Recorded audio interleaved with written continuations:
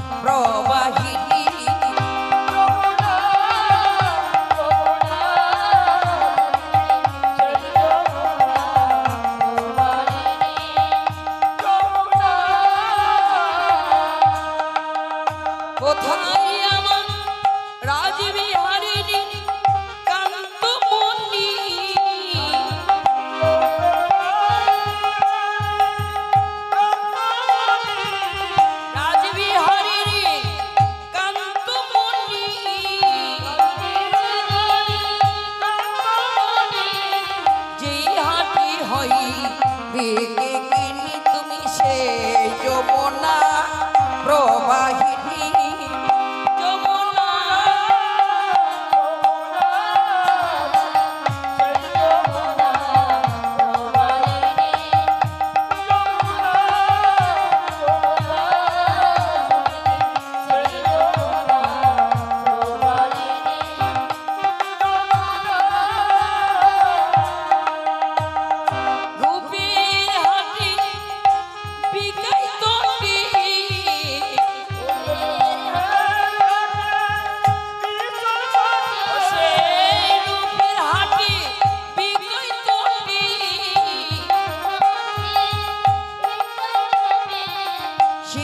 যমুনা প্রবাহিনী,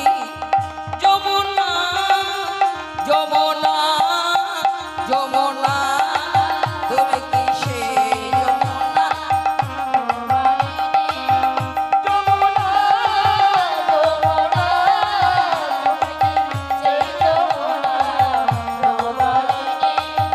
যমুনা, যমুনা, যমুনা, তুমি কি সেই যমুনা প্রবাহিনী? যমুনা, অযমুনা, তুমি আমার সেই যমুনা না? কিন্তু যমুনাকে দর্শন করছে না। যমুনা কোথায় পেল? নবদ্বীপে তো যমুনা নেই, যমুনা আছে মধুময়ী বৃন্দাবনে। তো কৃষ্ণ আমার যেই যমুনায় নৌকা বিলাস করেছিল, তাইকে বলছে অন্তরে কৃষ্ণ বহিরে গৌর।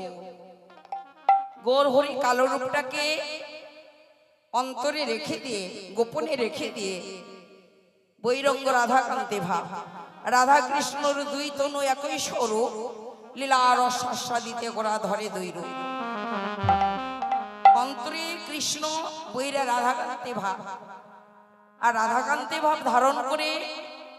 তবে একটি কথা কি, রাধা ভাবে যদি বিভাবিত না হয়, গোপী ভাবাপূর্ণ যদি দেহ না হয়, গোপী ভাবাপূর্ণ, গোপী মানে মেয়ে, গোপী মানে নারী, গোপী ভাবাপূর্ণ দেহ না করলে কৃষ্ণ ভজনা এগোনো যায় না। তাই গৌরহরি আমার গোপী ভাবাপূর্ণ দেহ নিয়ে, গোপী ভাবাপূর্ণ মন নিয়ে আজকে কৃষ্ণ ভাবে বিভাবিত হলো। কৃষ্ণ ভাবে বিভাবিত হয়ে ওই সুরধনী গঙ্গার তীরে দাঁড়িয়ে আছে। সুরধনী গঙ্গার তীরে যখন দাঁড়িয়ে আছে, তো সুরধনী, যার গঙ্গার তীরে আসলেই মহাপ্রভুর সে প্রভু লীলার কথা মনে পড়ে যায়, যে ধনির কথা মনে হয়ে যায়। ওমা, আমরা গঙ্গা সাগরে যাই, দীঘায় যাই স্নান করতে, ওরা তো বড় বড় সাগর, তাই না? গঙ্গা সাগরে গেছেন? সবাই বলে সব তীর্থ বারবার, গঙ্গা সাগর একবার। কথাটা বলেছেন কেন? গঙ্গা সাগরে এমন বিশাল বড় ঢেউ আসে, শুদ্ধ মনে যদি সেখানে স্নান করা যায় তাহলে পূর্ণ স্নান হবে, আর শুদ্ধ মনে যদি না স্নান করা যায় সেখানে পূর্ণ স্নান হবে না।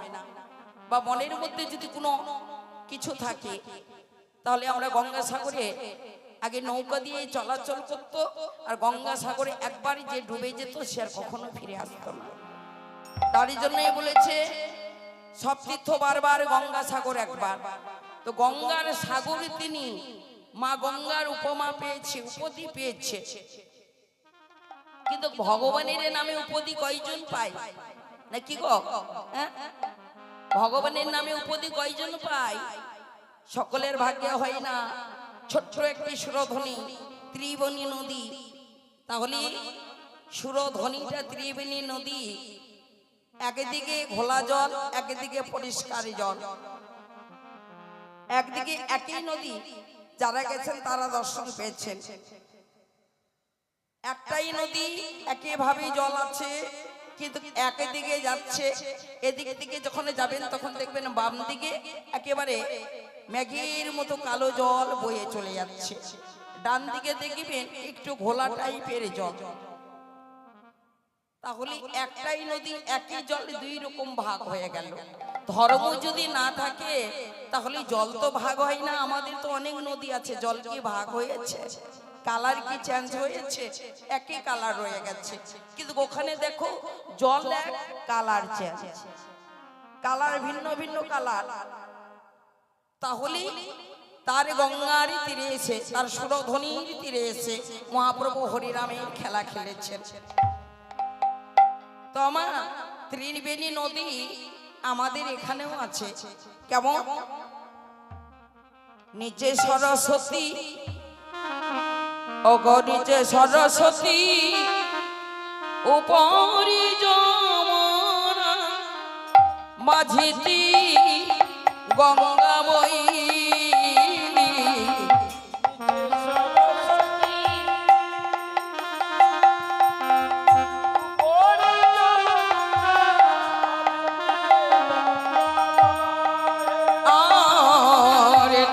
সরস্বতী, উপরি যমুনা, মাঝিতে গঙ্গা বই।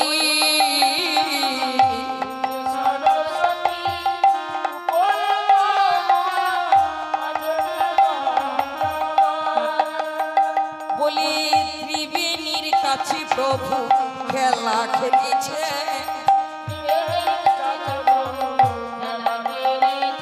আবার ত্রিবেণীর কাছে প্রভু খেলা খেলেছে। ওই সুরধ্বনি গঙ্গার তীরে ত্রিবেণীর কাছে প্রভু খেলা করেছে।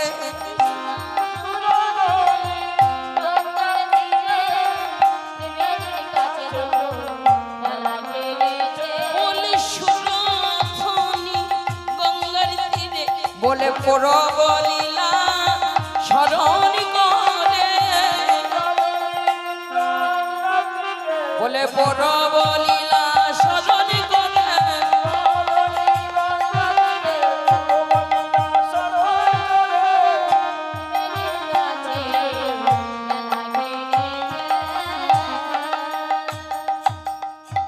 নিচে সরস্বতী, উপরে যমুনা, মাঝেতে গঙ্গা বয়। তাহলে সেই মাঝখানে ভাই নিতাইকে নিয়ে ত্রিবেণীর মাঝে মহাপ্রভু খেলা খেলছে। তাই তো প্রভু আমার ওই সুরধ্বনিকে বারে বারে দর্শন করে বলছে, যমুনা যমুনা যমুনা, এই সে আমারই যমুনা। নিত্যানন্দ দৌড়ে এসে বলছে, প্রভু অপ্রভু, তুমি কাকে বারবার করে যমুনা বলছো গো? এ তো যমুনা নয়, এটা আমাদের সুরধ্বনি। ও সুরধ্বনি নিতাই, ও ভাই নিতাই, আমি ভেবেছিলাম আমার সেই যমুনা প্রবলিত হচ্ছে।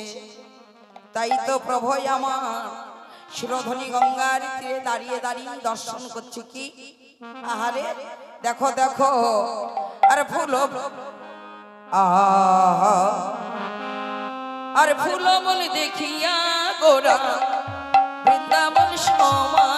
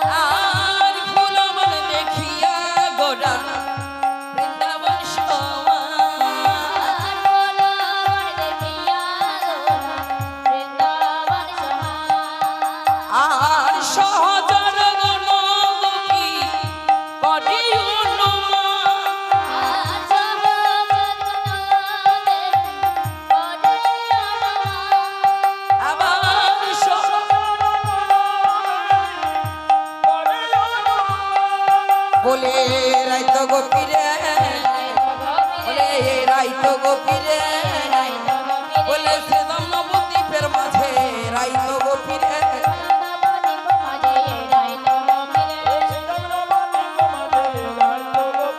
শ্রীরাম নবদ্বীপের মাঝে রাইত গোপীরে, আবার শ্রীরাম নবদ্বীপের মাঝে গৌর হরি দেখে বলে, আবার গৌর হরি দেখে বলে,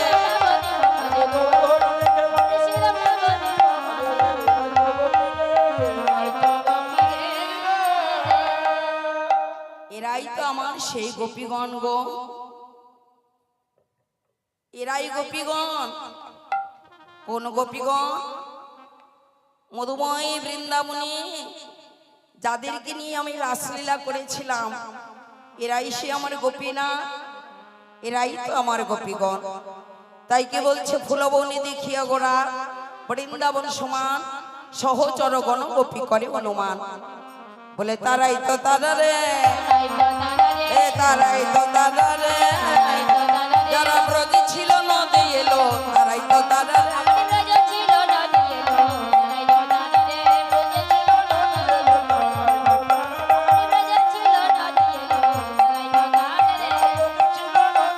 শ্রীরাম নবদ্বীপের মাঝে, বলে শ্রীরাম নবদ্বীপের মাঝে,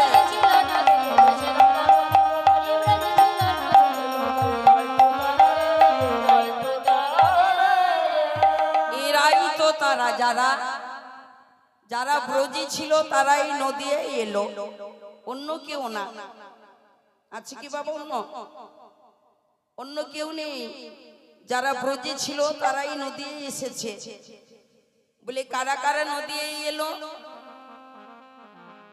যেই কৃষ্ণ সেই গৌর, যেই কৃষ্ণ সেই গৌর ভজনে ইষ্টা করি, নামের সহিতে আছে আপনি সে হরি। যেই কৃষ্ণ সেই গৌর, যিনি নিত্যানন্দ, তিনি কে? তিনি হলেন আমার দাদা বলরাম। বলরাম হলো নিতাই। এবার নিত্যানন্দ তারা কারা ছিল? যারা মধুময়ী বৃন্দাবনে লীলাই ছিল। ওমা, এই কলিযুগে তারাই থাকবে, অন্য ভিন্ন কেউ হতে পারবে না। মহাপ্রভুর সেটা আদেশ বা মহাপ্রভুর সেটা মুখশ্রিত বাণী। কেমন? হরিবল হরিবল, এটা কলিরাজের রাজ্য। কলিরাজকে রাজ্যটা দিয়ে গেছে। দেখবেন যেখানে ধামাকার বেশি, মহাপ্রভুর আদেশ ছাড়া যেখানে অনুষ্ঠান হয়, আলকা থিয়েটার যাত্রা, সেগুলো মহাপ্রভু আদেশ ছাড়া। ওগুলো কার? ওগুলো কলিরাজের। তো কলিরাজের প্যান্ডেলে দেখবেন মানুষের বেশি ভিড়, তাই না? এই যে 16 প্রহর লীলা, এই 16 প্রহর লীলাতে কি কীর্তন বলে এখানে ভিড় নেই। আজকে যদি 2 দিন 2 রাত্রি যদি ধামাকার হতো, তাহলে এই জায়গা থাকতো না, লোকে লোকারণ্য হয়ে যেত, এমন ফাঁকা থাকতো না। তো মহাপ্রভুর আদেশ ছাড়া। আর ভগবানের ভক্ত কয়জন? ভগবানের ভক্ত সকলে হতে পারে না। আমরা সনাতন ধর্মীয় মানুষ বলে আমরা সনাতন ধর্মের আচারটাকে করি কেমন? গলায় তুলসীর মালা, আনি তিলক করি, সাজগোজ, আমরা নিত্যানন্দের মতো পোশাকটা ধরি।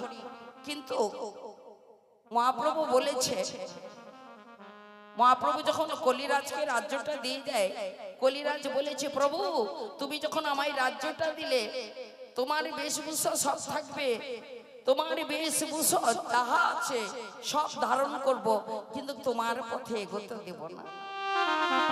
তুমি যাবে আগে আগে, আমি যাব তোমার পিছনে পিছনে।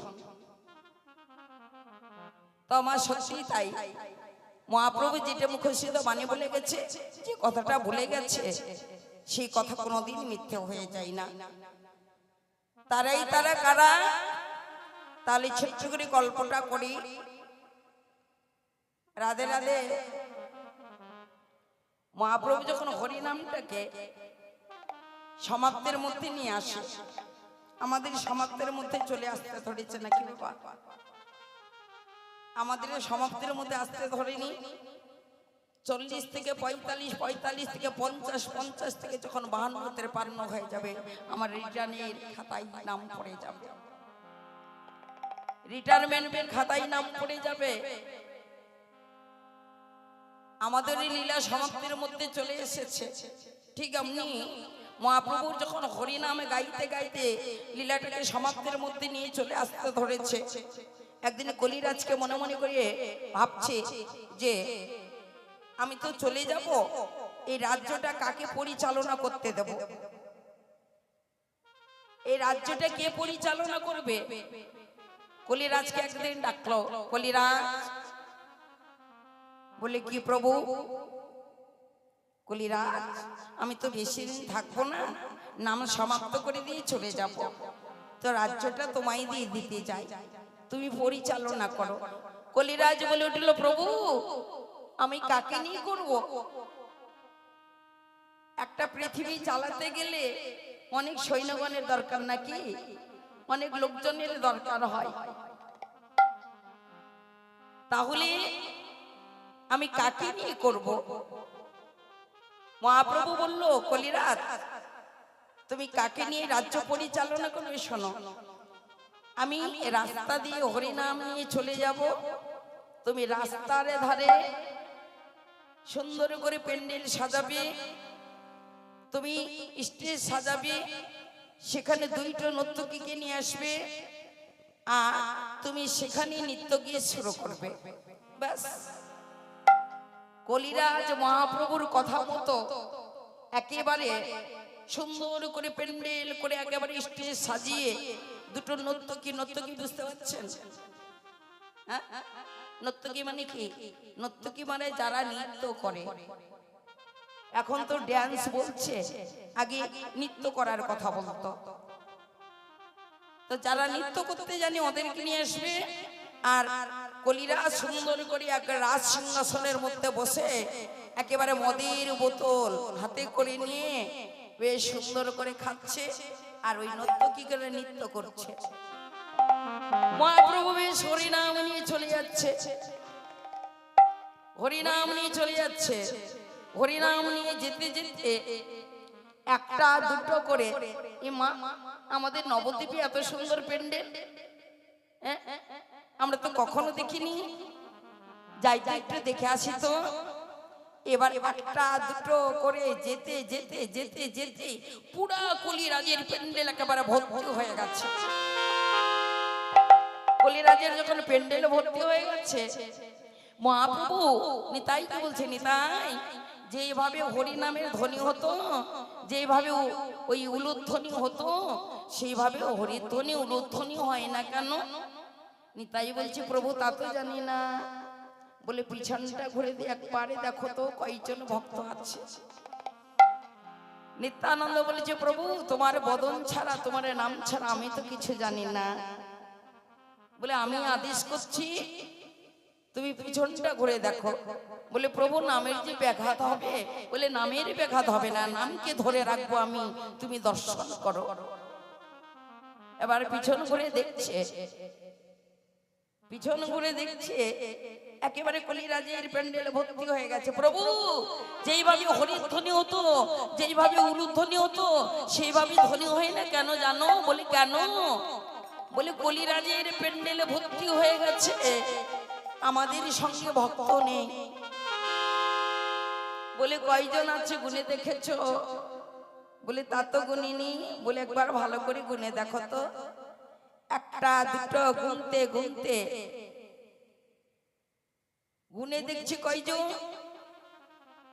মাত্র 64 জন। হাজার হাজার ভক্তের মাঝে মাত্র 64টা ভক্ত আছে মা। তো মহাপ্রভু বলেছে, নিতাইকে বললো, নিতাই যারা কলিরাজের প্যান্ডেলে চলে গেছে যাক না কেন, যারা এই 64 জন আমার সঙ্গে আছে, ওই 64 মহন্তই আমার সঙ্গে থাকবে। ইহ জন্ম নয়, জন্ম জন্মান্তরে আর আমার পরম বৈষ্ণব হবে। তাই বড় হরি হল হরি। তাই আজও যারা পূর্ণ ভোগ দেয়, আমরা বাড়িতেও অনেকে মহাপ্রভুর ভোগ দেই, দেই না বাবা? অনেকে আমরা বাড়িতে মহাপ্রভুর ভোগ দেই। তো মহাপ্রভুর পূর্ণ ভোগটা দিতে গেলে 64 মহান্তর ভোগ দিতে হবে। আর 64 মহান্তর ভোগ না দিলে ভোগ পূর্ণ হবে না। সকলে বৈষ্ণবকে তো সম্মান করতে হবে, কোনো বৈষ্ণবকে অপমান করা হবে না। আর কেউ যদি বৈষ্ণবকে অপমান করে, বৈষ্ণবকে অপমান করলে সেই ব্যক্তির কোনো দিন ক্ষমা হয় না। বৈষ্ণব অপরাধের কোনো ক্ষমা নেই। বৈষ্ণব অপরাধ করলে কতটা যে নিজেকে অপরাধী হতে হয়, কতটা যে পাপ ভোগ করতে হয়। তাই আজও ওই 64 মহান্তই আছেন। তাই কি বললো, এটা কলিরাজের প্যান্ডেল, কলিরাজের রাজ্য। তাই ওমায় কি কথা বলি, এই মুখগুলো ভারী ভারী করে নিয়ে বসে থাকবেন না, মাঝে মাঝে উলুধ্বনি দেবেন। বুঝতে পারছি রাত ভার হয়েছে তো ঘুম আসবে। রাধে রাধে। তাই কে বলছে, তারাই তো তারা, তারাই তো তারা। কারা? যারা নদী ছিল, যারা ব্রজে ছিল, তারাই নদী আই এলো। তাই বলছে কি, এই যে শোনো, ওঠো ওঠো। এইবার বলছে, এই যে তোমাদের বলিহারি যাই গো, এইসব তোমাদের আজকে পেয়েছি তো, আজকে আমার বড্ড আনন্দ হচ্ছে। বলে কেমন আনন্দ হচ্ছে? বলে কেমন আনন্দ হচ্ছে জানো, আমি ভক্ত সঙ্গ করেছি বটে, কিন্তু আজকে সম্পূর্ণ আলাদা। তাই প্রভু আমার কি করলো, ভক্তদের সঙ্গে করে নিয়ে আরে খোলো কর তালো গোরা সোমেলি করিয়া,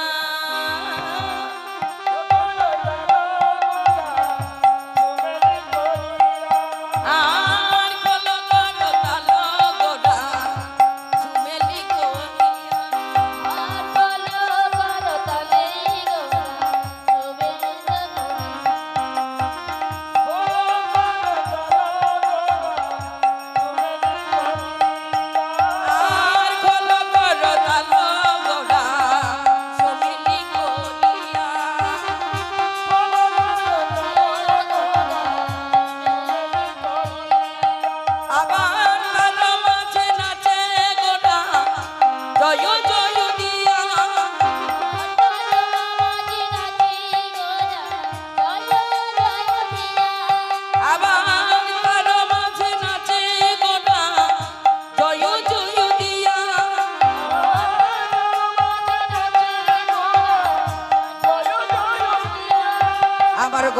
হরে নাচিছে, গৌর হরে নাচিছে। আবার বল হরি বল হরি বলে গৌর হরে নাচিছে।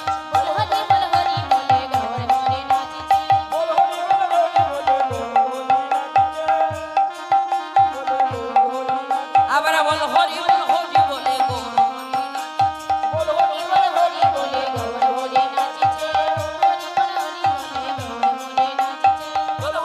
হরি বলে আজ আনন্দ ধরে না রে। হরি বল হরি বল।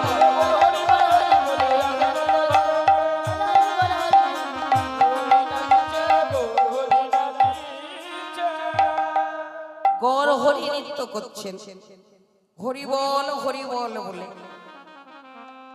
গৌর হরি নৃত্য দর্শন করে নিত্যানন্দ বলছে, প্রভু আমি তোমার সঙ্গে নাচবো, তুমি নাচবে, এসো এসো এসো। এইবারে কি করলো না, সুন্দর করে আমার এই নিতাই গৌর হরির কাছে এসে গৌর হরিকে বলছে, প্রভু গো তুমি নাম ধরো, আমি নাচবো। তাই মহাপ্রভু নাম ধরলো, এদিকে মহাপ্রভু সঙ্গে সঙ্গে আমার নিত্যানন্দ নাচছে, আমার নিত্যানন্দ নাচিছে।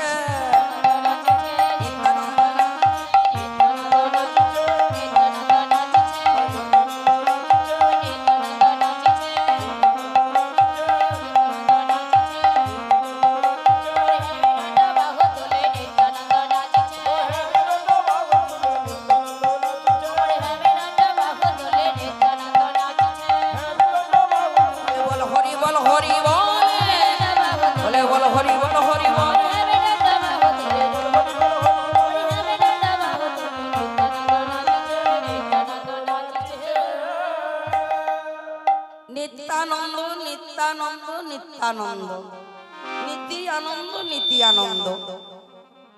নিতাই যদি নাই বা হতো কেমনে হইতো, নিতাই যদি না আসতো, মহাপ্রভুর ক্ষমতা ছিল হরিরাম প্রচার করার, তাহলে নিতাই হলেন আমার গৌর হরির প্রাণ। এবার নিতাইকে সঙ্গে নিতাই যখন নৃত্য করলো, এবার কে বলছে, এবার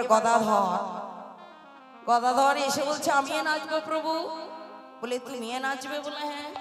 আমার গদাধর নাচিছে, গদাধর নাচিছে।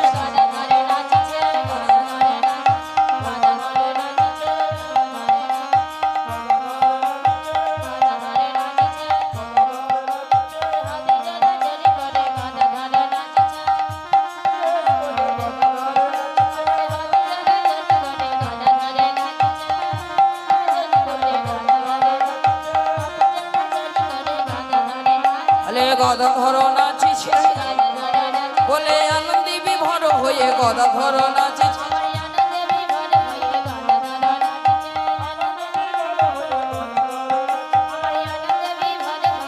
হরি বল হরি বলে, হরি বল হরি বলে।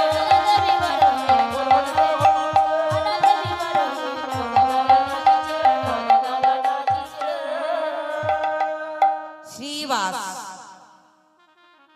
শ্রী মানে কি গো? শ্রী মানে সুন্দর, বাবানে বাসা। শ্রীবাসীর বাসা, বাড়িটা খুব ভালো। কোন বাড়িটা ভালো? থাকার বাড়িটা কি ভালো? থাকার বাড়িটা না। কোন বাড়িটা ভালো?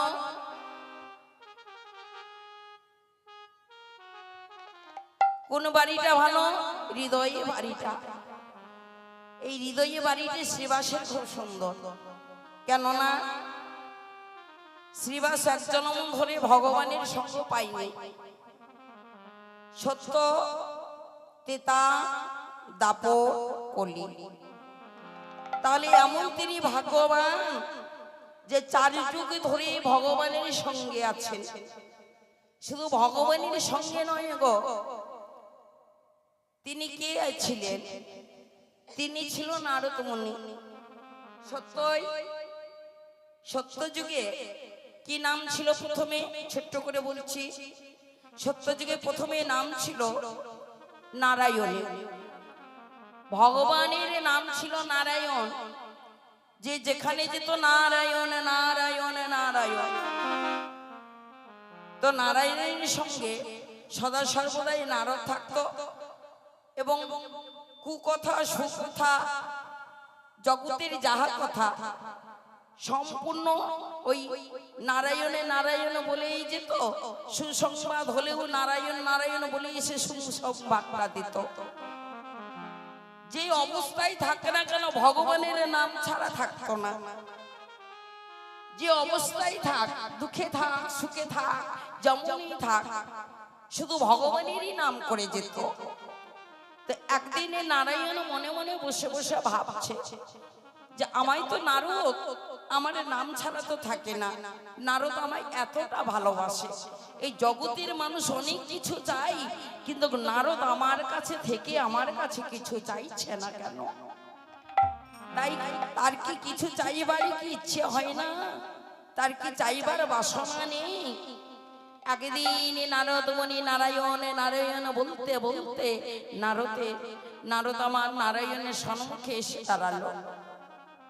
যখন সম্মুখে এসে দাঁড়ালো, নারায়ণ বলছে, নারদ একটি কথা জিজ্ঞাসা করব।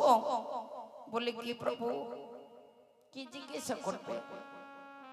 আচ্ছা ও নারদ, এই জগতের মানুষ তো আমার কাছে অনেক কিছু চাই। কেউ টাকা চাই, কেউ পয়সা চাই, কেউ ধন চাই, কেউ দৌলত চাই, কেউ পুত্র চাই, পরিজন চাই, অনেক কিছু চাই। তোমার কি কিছু চাইবার বাসনা হয় না? নারদ মুনি বলে উঠল, চাইবার বাসনা হয় প্রভু। আমি যা জিনিস চাইবো তা তুমি দেবে তো? বললে, কেমন কি চাইবে যে আমার দিবার ক্ষমতা নেই? এই জগতে আমার কাছে যে যে চেয়েছে আমি তাকেই সেটা দিয়েছি। বলো তুমি কি চাই? তোমার মনে কি বাসনা আছে চাইবার? তুমি আমার কাছে চাও, আমি উদর পূর্ণ করে তোমায় দেব। করজোর করে বলে উঠল, প্রভু আমি একটাই জিনিস চাইবো, তুমি যদি আমায় দিতে পারো। বলে, বলো তুমি কি চাও? প্রভু আজকে যেমন তোমার সঙ্গে করে আছি, এইভাবে যেন জন্ম জন্মান্তরে তোমার সঙ্গে সঙ্গে যেন আমি থাকতে পারি। একদিনই যেন তোমার শ্রীচরণ আমার অঙ্গনে পাই, একদিনই যেন আমি তোমার সঙ্গে করে নিয়ে তোমার সঙ্গে যেন হরিনাম গাইতে পারি।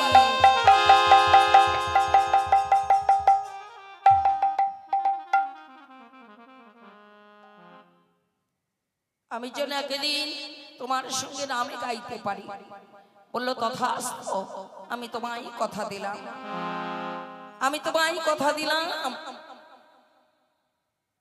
কি কথা দিলাম জানো? যেই দিনে আমি সবে লীলা সমাপ্ত করে, যেই দিনে আমি আগত কলি যুগে যাব, ত্রেতা লীলা সমাপ্ত করে দিয়ে, দাপরে লীলা সমাপ্ত করে দিয়ে, যেই দিন আমি কলি যুগে যাব, সেই দিন আমি তোমায় আমার সঙ্গে করে নিব। তুমি হবে শ্রীবাস, তোমার অঙ্গন হইতে আমি হরি নামে গাহিব, তোমাদের সকলের মনোবাসনা পুরাইব, তোমাদের সকলের মনোবাসনা পুরাবো। তাই আজকে শ্রীবাস নাচিছে, শ্রীবাস নাচিছে, আমার গৌর হরির গলা ধরে শ্রীবাস নাচিছে।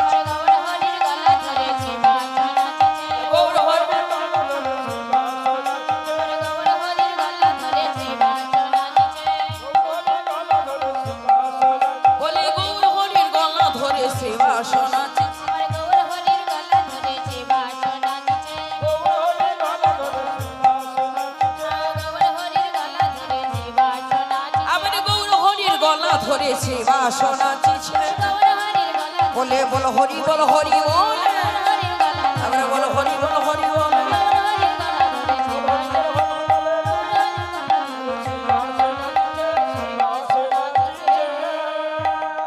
শ্রীবাস নাচছেন। এইবার কি করলো না?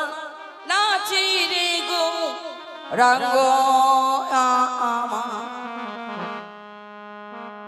হেমে দণ্ড বাহু তুলে নাচে রে গো রাঙ্গ আমার হেমে দণ্ড বাহু তুলে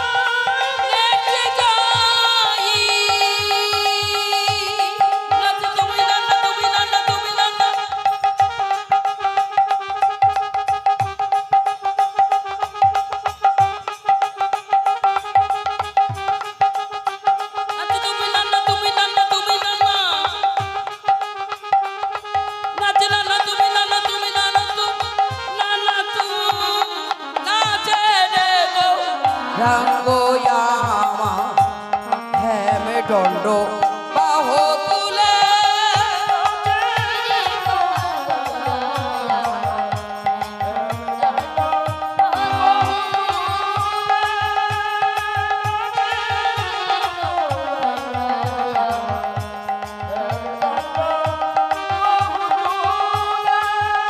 আর নাচি রাঙ্গ হেমে দণ্ড বাহু